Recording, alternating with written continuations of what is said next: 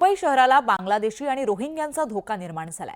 बांगलादेशी आणि रोहिंग्यांच्या लोकसंख्या प्रचंड वेगाने वाढताना दिसतायत। त्यामुळे हिंदूंची संख्या ही कमी होऊ शकते असा निष्कर्ष टाटा इन्स्टिट्यूट ऑफ सोशल सायन्सच्या रिपोर्टमध्ये समोर आलाय। मुंबई शहरात हिंदू अल्पसंख्याक होण्याचा धोका निर्माण झालाय, कारण मानखुर्द, कुर्ला आणि गोवंडीत मोठ्या प्रमाणात लोकसंख्या वाढत चालली आहे। त्याचा गंभीर परिणाम होऊ शकतो।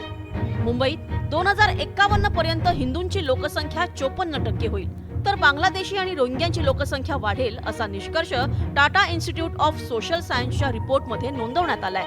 बांगलादेशी, रोहिंगे आणि स्थानिक यांच्यात आर्थिक असमानता असल्यानं सामाजिक तणाव, हिंसा वाढली आहे, याकडे लक्ष वेधण्यात आलंय।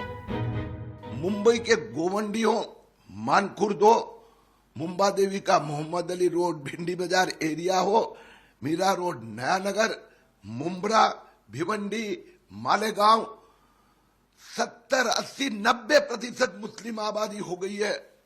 और इसीलिए हमारा कहना है कि एक है तो सेफ है।